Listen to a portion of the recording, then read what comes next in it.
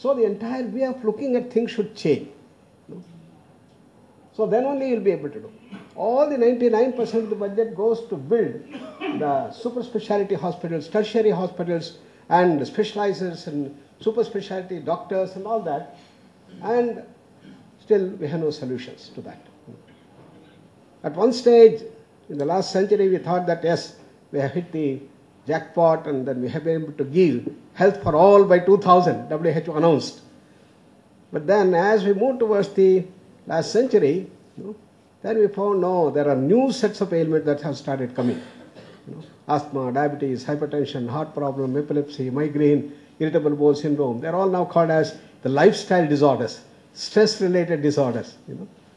And they have posed the biggest challenge. And we have no solution. In spite of all the achievements that we have done in pharmacological interventions and tremendous super specialty hospitals, we have no solution. My question is why?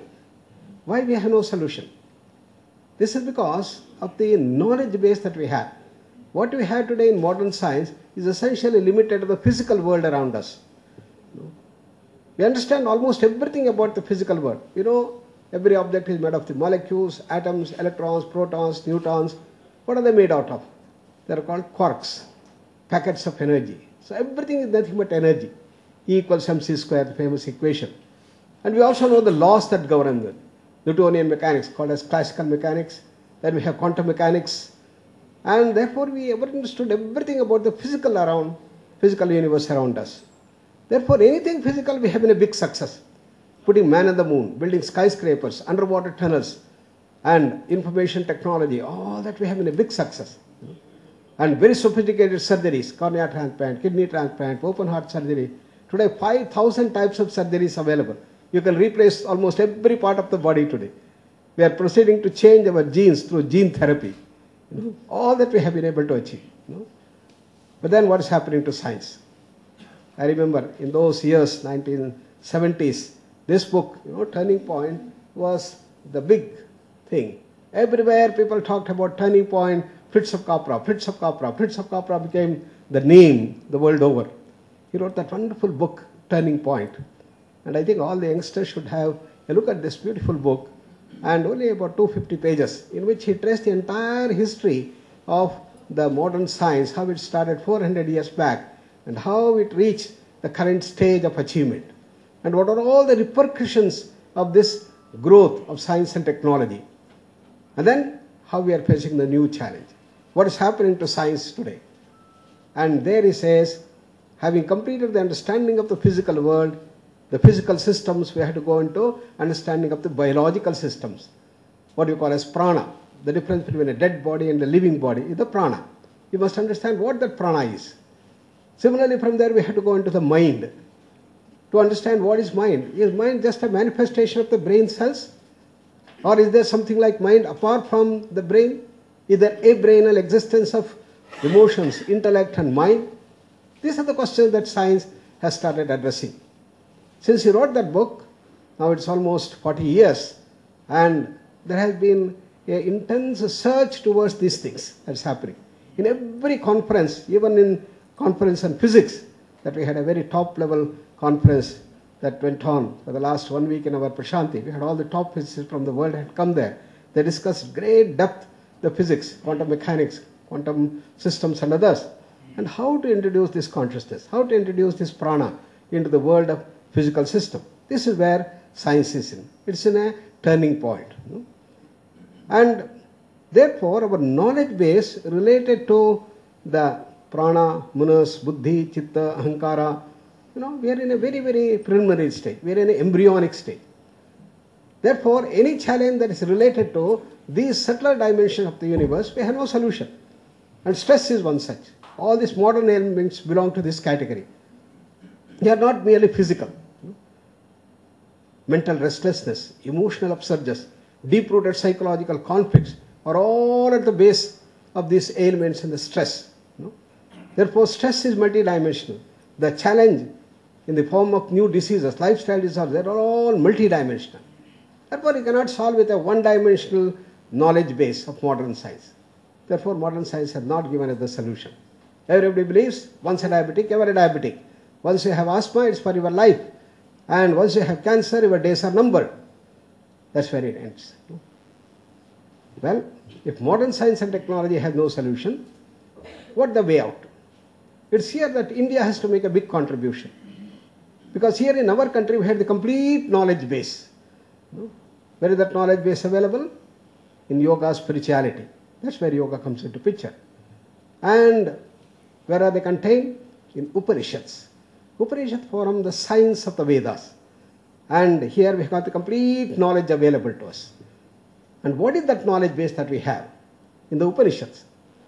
To illustrate, I am very fond of sharing a nice story. The story of 4 wives. A rich merchant who had 4 wives.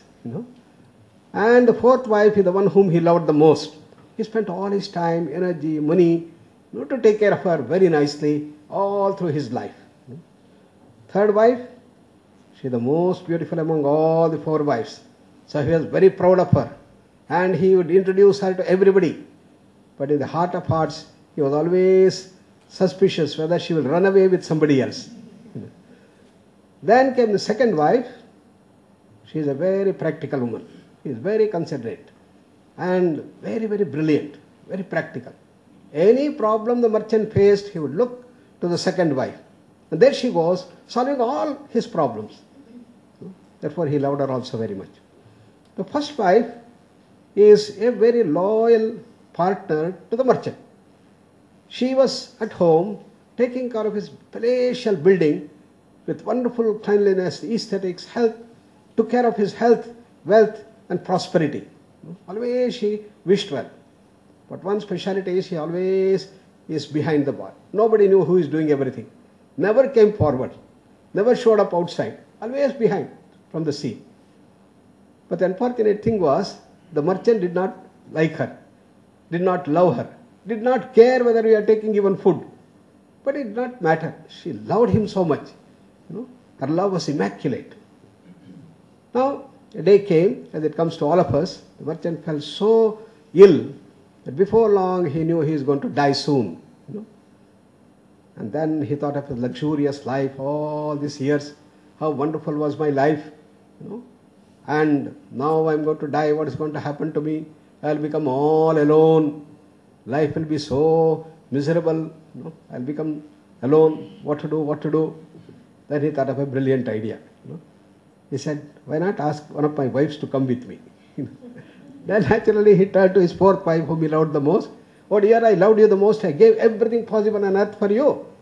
Now I need you the most. Will you please join me? What will be an obvious answer? You fellow, you are dying. You want me to die? Get lost. She walked out. So big hit to the merchant. Then with a little suspicion, he turned to his 3rd wife, wanted to lure her. See, I am going to a super space. There will be super VVIPs. Come on, I am going to introduce you. But he says, a bird in hand is but 2 in the bush. I am only waiting for that moment for you to die. Already I have fixed up my next partner. The merchant's suspicion came true. Then he turned to his 2nd wife. See, you have helped me and solved all my problems in my life. But now 2 of my very loving wives have betrayed me. You are the only hope. Please come, go with me. But she says, with a melancholy stuck face, she bends down. Oh dear, how I wish I could do that. Sorry, this time I can't help you. The best I can do is, I can only take you to the crematorium or put you into the grave. That's it, she said.